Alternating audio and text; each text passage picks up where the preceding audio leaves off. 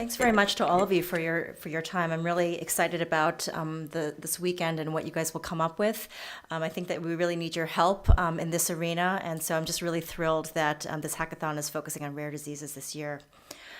So I wanted to share with you some of the perspectives from the healthcare team and from the patient and from those of us who do clinical research to try to understand some of the challenges that we're facing in this disease.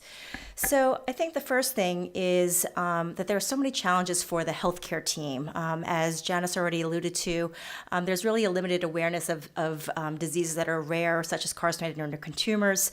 And because it's rare, it's not the first thing or even the second or third thing that comes to the clinician's mind when they think about a patient with symptoms. This may be something that the clinicians have only read about in a textbook, have maybe perhaps never seen. And so it's just not going to be even close to being the top or in the middle of a differential diagnosis when somebody sees a patient. And for that reason, there is often that delay, as Janice alluded to, that sometimes it can be several years before a patient is correctly diagnosed. And because of this late diagnosis, they can often have more complicated disease because, let's say in the case of a carcinoid neuroendocrine tumor, now it is metastasized to the liver. It has perhaps caused some emergent or urgent symptoms such as gastrointestinal obstruction. And so that can be a much more difficult to treat manifestation because now you have a more extensive disease process. Similarly, you may have some limited options because perhaps where if it had been diagnosed 10 years ago, it might have been able to be resected surgically and perhaps even affect a cure. And now you're dealing with something that has really spread in a widespread way throughout the body. And now it's somebody that's not going to be able to be cured and somebody who's going to have to live with this disease forever. There are a lot of myths and misconceptions, even at a place like Mount Sinai, which is highly experienced in carcinoid and neuroendocrine tumors, has a very strong history for several decades. There are folks here who are very talented and very knowledgeable, but even they will sometimes say that carcinoids and neuroendocrine tumors are not cancers. And so even something very basic, like whether something is a cancer, is something that is widely sort of not known, certainly at Mount Sinai, but also in other medical communities. And so there's a lot of time spent in re-education when a patient comes to see you, or in educating doctors who don't see this disease as much, to really have them fully understand what this disease is, what the disease process is, and what it actually will entail going forward. You often have to confirm the diagnosis. So you've got sort of both extremes. You've got folks who are, let's say, physicians who are not thinking about a disease because it's too rare and so it's not something that they've ever thought of. On the other hand, there's sometimes something called carcinoid syndrome in carcinoid patients who have flushing and diarrhea. And when people hear those two symptoms, they often just jump to the diagnosis that this is carcinoid syndrome and therefore it's a carcinoid tumor. And actually, patients have other diagnoses. And so you sort of have the both extreme where you come to, you don't come to diagnosis quick enough because people are not thinking about it. And on the other hand, sometimes you come to that diagnosis wrongfully so, and people are convinced that that's what's going on when actually that's not happening.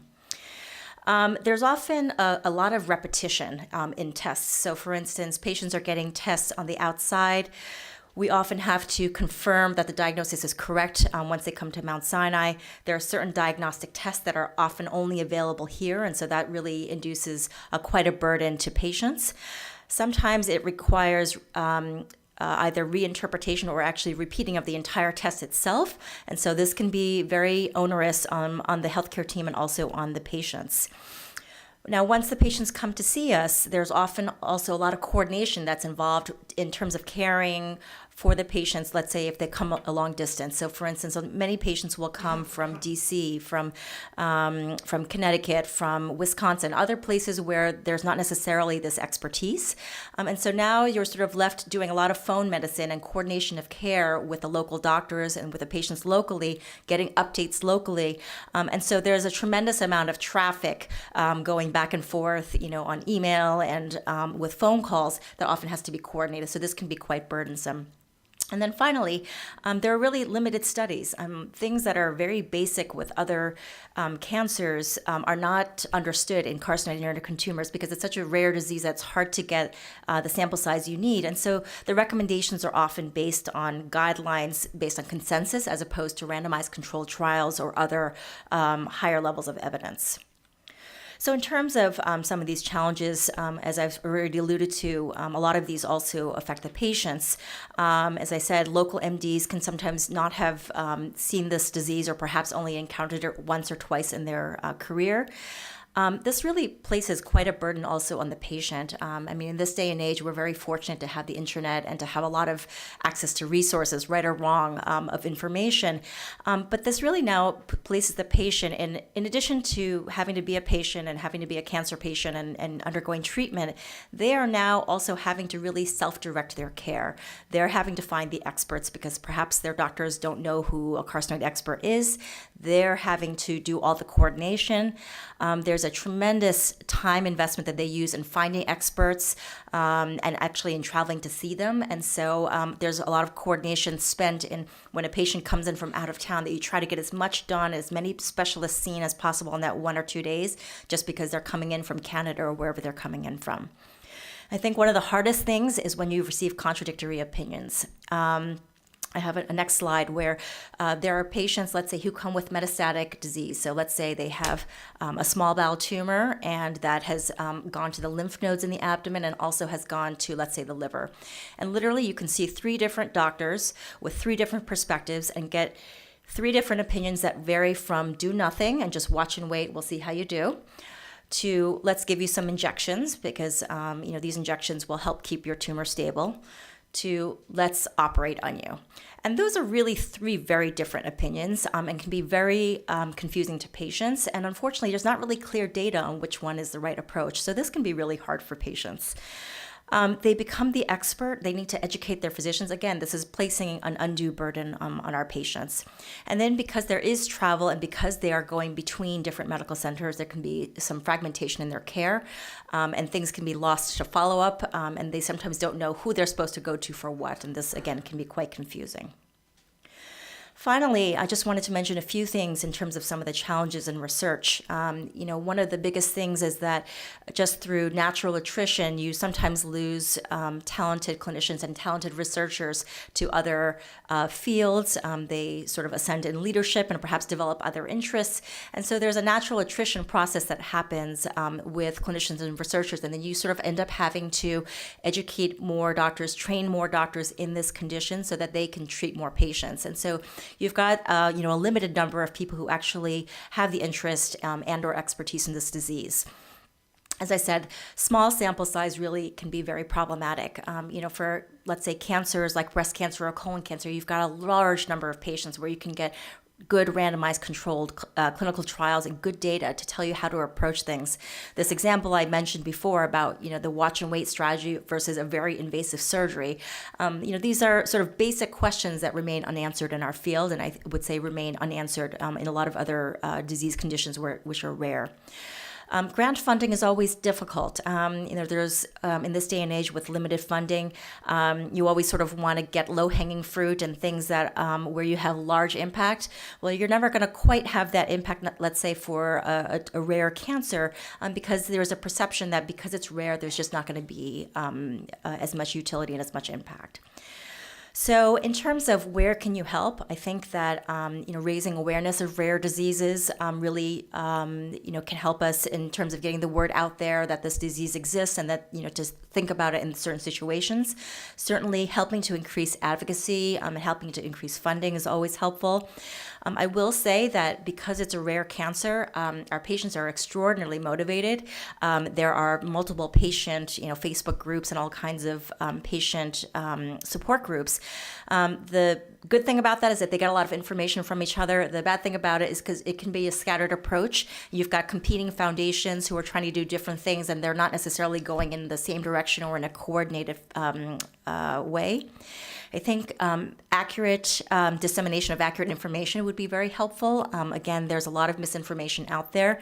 I'll raise one example is, I don't know if any of you know what, let's say, Steve Jobs passed away from. Does anybody know? Oh, okay. That wasn't what I was expecting. How about a cancer that he died from? Pancreatic cancer, right? Okay, so this is perfect. So you know that he died from pancreatic cancer. You don't actually know that he died from a pancreatic neuroendocrine tumor, which is the carcinoid and neuroendocrine tumors that I've been talking about.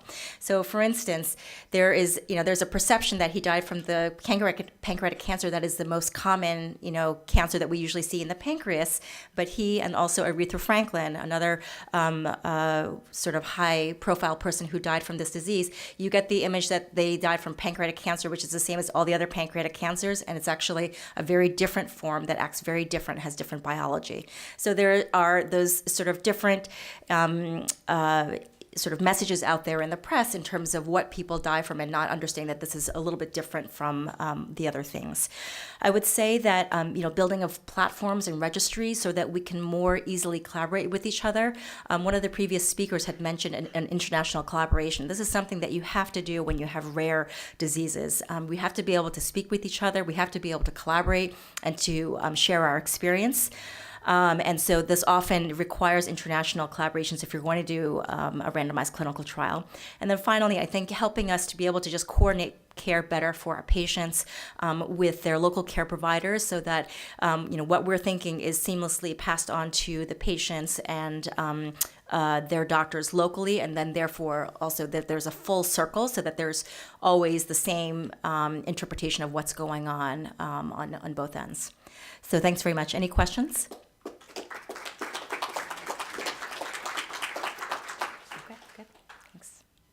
Oh, yeah. Michelle, great, wonderful, very helpful. Are there any computer models or modeling of disease that have been utilized to try to use as develop predictive tools? So there haven't been in carcinoid and neuroendocrine tumors, but I would say that that's actually something that I would love to see as well. Something that happens with this disease is that, if you have metastatic disease, let's say in the liver, and you can have an enormous amount of heterogeneity in how those patients do. We have patients who survive 30 years, and then we have patients who survive 1 year. And how to tell the difference between patients who will do one way versus the other, we've got very limited biomarkers in terms of how they do. So computer modeling in terms of understanding, well, if you take these predictive factors and this patient will therefore do this way versus another, that would be something that would be extremely helpful. Yes.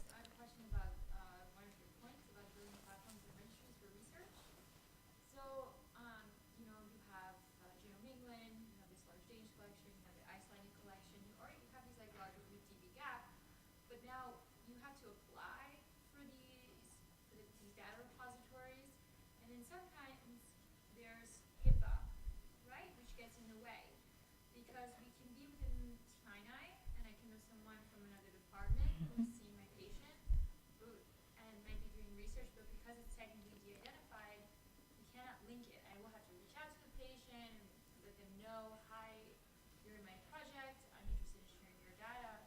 So I'm just curious about the finer details that you need here. Yeah, so it's a good question. So I agree with you. So when we've shared data with other countries, or shared specimens, everything has always had to be de-identified.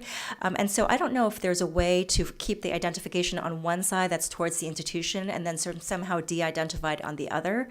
I have no idea if that's technically possible, but that's sort of what I would be thinking, is if there is a way, for instance, we all, I would say, let's say 30 or 40, number of people who are studying neuroendocrine tumors, we all collect different data on our patients, and sort of to standardize that. So we're collecting, we're all interested in very similar things. There might be sort of different variations on a theme, but if we could sort of standardize so that we collect the same information prospectively, I think that would be really helpful. I have a follow-up question. Sure. So are you using HPO or are you using ICD to collect this data right now? So I've got several different ways of collecting data right now. So one is de-identified ways from using, let's say the SEER registry or SEER Medicare. Another way is I do it obviously prospectively with my own patients, and I obviously have a lot more data on that. The other way is to do it, as I said, multi-center, and you collaborate with other clinical researchers, ask them for, let's say, they're a patient of pancreatic neuroendocrine tumors, collect certain data and do it that way. So it's very laborious. Just to make it slightly more specific. Yep. Because I study rare disease, and one of the challenges I have is actually having a cohesive phenotype. Mm-hmm. The way it's collected between other centers. So some people might use one term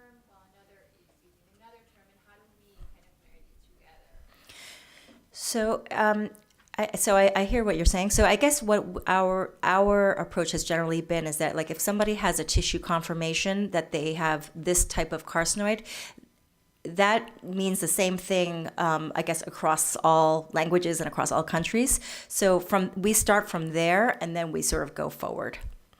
But I agree, if there are different phenotypes, I agree, can be different classifications and different ways that you speak the same language, and that can be very challenging. So the notion is interesting, right, to have a MEDRA kind of standardized language for certain rare diseases, as opposed to the traditional MEDRA, which is a way of trying to